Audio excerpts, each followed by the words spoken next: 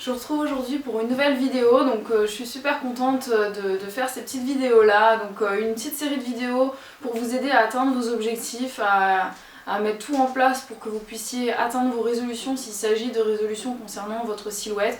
Donc c'est à dire si vous avez envie de perdre du poids, de prendre du poids, de vous mettre au sport, de vous muscler, de vous raffermir, enfin tout ce que vous voulez qui touche à l'univers de l'alimentation, du bien-être et du sport. Donc ces vidéos là sont faites pour vous. Ça va être très très court, à chaque fois je n'aborderai, comment dire, je ferai les vidéos étape par étape. Donc à chaque fois vous aurez une nouvelle étape, donc il faut que vous restiez connectés puisque régulièrement vous verrez que je vais mettre en ligne de nouvelles étapes. Donc ça vous aidera à mettre en place tout ce qu'il faut pour pouvoir atteindre vos objectifs.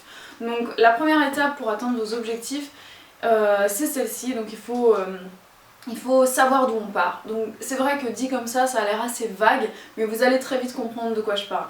Donc en fait c'est très simple pour vous imaginer la chose. Imaginez par exemple que vous voulez aller à Paris. Si vous ne savez pas d'où vous partez, comment vous voulez y arriver? Voilà, c'est impossible. Si vous ne savez pas où vous êtes, vous ne pouvez pas aller à Paris. Donc pour aller jusqu'à un point B, il faut savoir où est le point A. Donc votre point A, c'est là où vous en êtes aujourd'hui. Donc il faut que vous fassiez le bilan d'où vous partez, tout simplement, pour savoir comment atteindre vos objectifs, en combien de temps, etc. Donc pour savoir d'où vous partez, il faut réfléchir à plusieurs choses.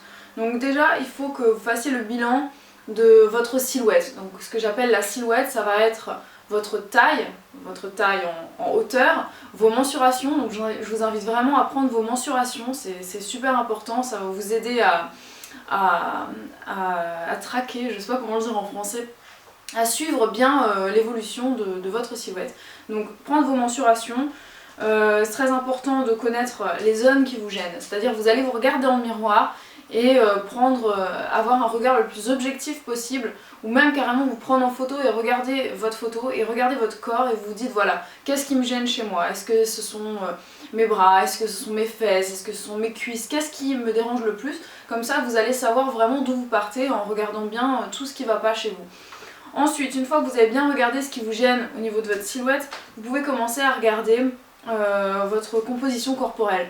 Donc vous allez regarder votre poids, votre indice de masse corporelle, donc l'IMC.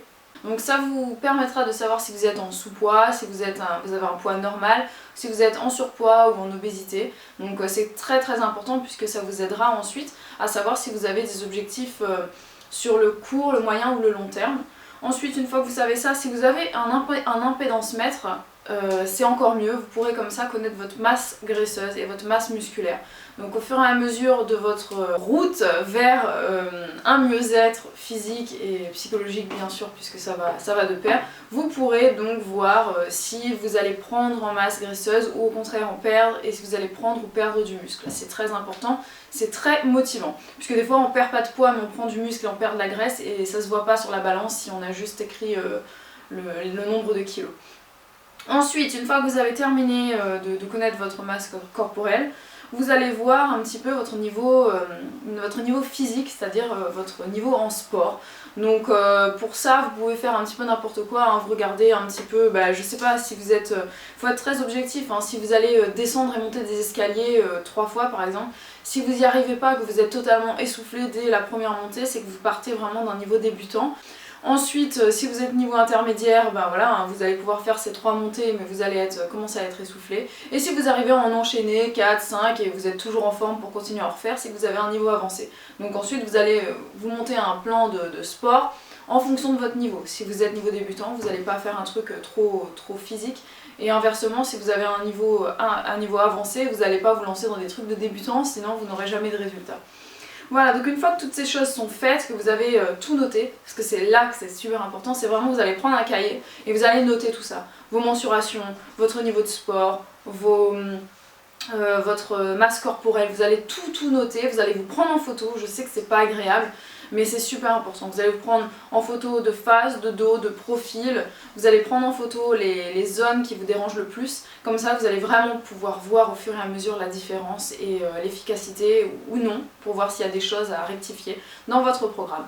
Donc j'espère que cette petite vidéo vous a plu, n'hésitez pas à me mettre un petit pouce vert si vous avez aimé. Je suis sûre qu'il y a plein de personnes dans votre entourage qui ont décidé pour cette année 2014 comme résolution de faire plus de sport, plus de prendre plus soin de leur corps, donc n'hésitez pas à partager ces vidéos là. Et puis je vous retrouve très vite pour une nouvelle vidéo et puis pour un deuxième épisode de cette série pour atteindre vos objectifs, dans laquelle cette fois on verra comment établir au mieux les objectifs.